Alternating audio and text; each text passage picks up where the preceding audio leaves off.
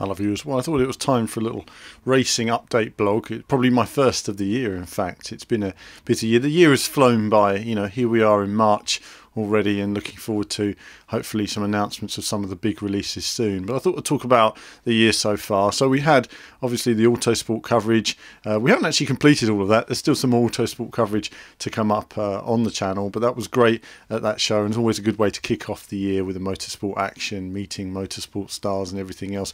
Really good if you're a petrol head or racing fan in particular to get along to.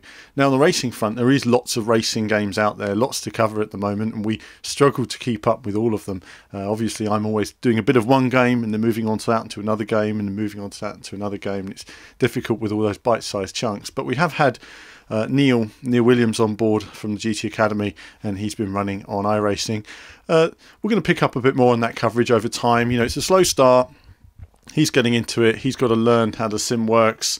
And once he gets around to it, we'll be running some sort of recaps over what he's done so far, as well as jumping a bit to where he is today. You know, getting through a whole bunch of those races and his success and the mixed bags he has as well throughout those different races. So there's going to be lots of that coming on the channel, and we're going to try and picking up on all these other different titles. Obviously, you've seen the new PC rig. Looks fantastic. That uses the RC RS1 rig and TV stand, and we have our PC as well, and we have the racing PCs with PC Specialist, and of course the T500 with a 458 add-on. The 458 add-on for me makes a huge difference to the T500 wheel. I wasn't that keen on the original rim. I wasn't at all keen on the static paddle shifters. Now I can actually turn the wheel, use the moving paddle shifters. It makes a huge difference to me. Now many of you will have seen the Formula 1 wheel on the shelf there. That will be used in the coming days, and I'll be testing that out on some different aspects of F1 2013. In a way, I'm kind of catching up on titles from last year. I just didn't have the time to enjoy them. Someone said to me on Race Sim Experience, do you want to do another track? And I thought, well, that's the problem with a lot of the video content we do. You know, I do one run on the track and people want to see a different track. And I think, well, I actually enjoyed that track. I want to run that a few more times. But because of the way the videos are, it's quite a relentless change. You're never even allowed to play the things you want to play. There's so limited time. And I often say to people that for every hour of gameplay, there's probably about 6 hours of editing on top. So I might film one day and then spend the next 7 days editing what I shot on that one day. It can be quite a period even between drives. So T500, that's been great to use with the new add-on wheel, and obviously we've got the GoPro cam. Looks fantastic. I'll be looking for feedback from you guys as to what games and what cars you'd like to see me driving on what circuits, and that's something I'll be looking forward to in the coming days. Next thing really is changes to the channel. We're really looking to get a bit more community feedback and a bit more community support as well. What we'd like to do is find people who enjoy what we do, appreciate what we do, and want to get a bit more involved in Team PVV, and we're looking for more people sort of commenting on the website and the articles. We know a lot of you read it, but we would like to get a bit more community banter in there and interaction with both the articles you see on the website and in the forum as well. And of course I'll be floating around from time to time adding to those articles as well, and we really would like to see more support. So if you can get stuck into that and responding on some of those articles, that would be great, because you know, we're writing long hours. Sometimes you see articles with no comments and you think, yes, but 1,000 people read that. But it's nice to see when you have some comments and stuff like that. There just builds a bit more interaction with the community. So we will be pushing more of our content, of course, via the website and the social media, Facebook as well. If you haven't joined the Facebook or even followed me on Twitter for my random rambles, then that'll be great. Elsewhere, I had the Titanfall, a one-off Titanfall video. Yes, I do like other games. There are non-driving games behind me as well, and I do play non-driving games.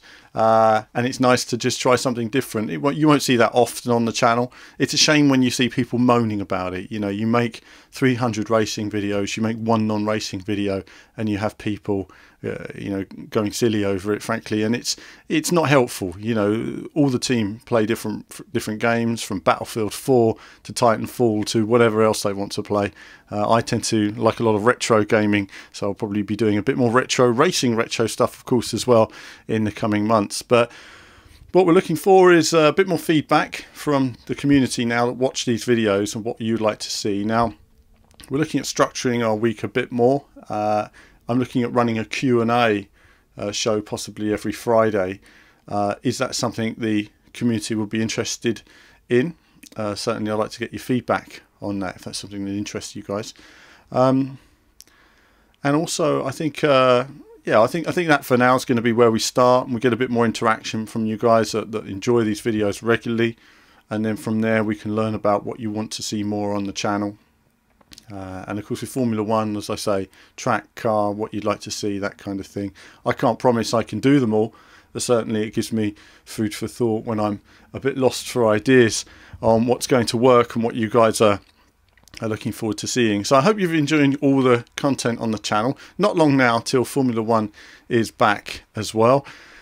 In testing has certainly been interesting. The cars look interesting, has to be said. We've seen some of these noses you see here. Of course we're looking at the McLaren, which looks nice. We can't show many cars on video actually. We can only show the McLarens usually, and that's usually because McLarens have given us the press access that the other Formula One teams haven't so far. So we always like to get permission. A lot of people show stuff on YouTube without any permission at all, and you know, I always like to make sure if the F1 team wants us to show the photos, we do, and if they don't, we won't. So that's often why you might see a few more McLaren photos.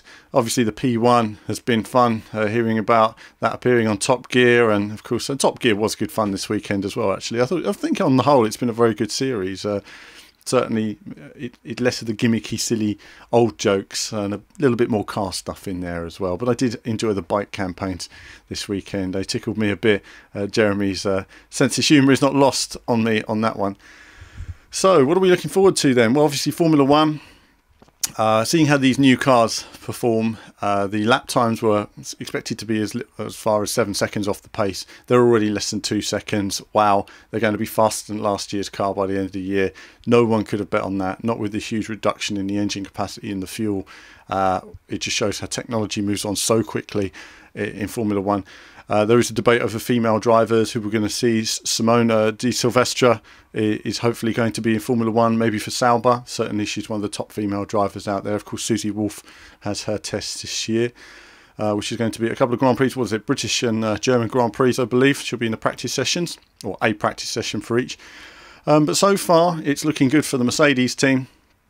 Renault seem to be in some trouble. I don't know if it's necessarily Renault. Suffice to say that the information they've given to the team and the engine seems to be getting hotter than the teams expected. They've all been opening those air hole capacities to get more airflow in there. No doubt these engines do run very hot with all the different curve systems and friction systems that they have on board as well. So that's been interesting, and I'd like to learn a bit more about the brake-by-wire system. I have a few issues with that one. But we'll see what happens as the season progresses. So Formula One, very exciting this year. I'm looking forward to it. I'll be running my blogs as ever and doing my best to keep up with those blogs throughout the year again. I hope you enjoyed them last year. So that's it from me. I'm going to keep on working, kicking out these videos every day. We've stepped up the amount we put out. I hope you've been enjoying it. Do pop on the website, support us on there, follow us on social media. You know, that just supports what we do, and it demonstrates to us so that we can get the access we do to the shows, to the new games and everything else. It's without you we can't achieve that. So thanks for subscribing and being a part of what we do on the channel, and I'll be back with more feedback. Do let me know in the comments if you'd like to see a Q&A video on a weekly basis. Certainly something we're considering, but that's it from me for now. As ever, more soon.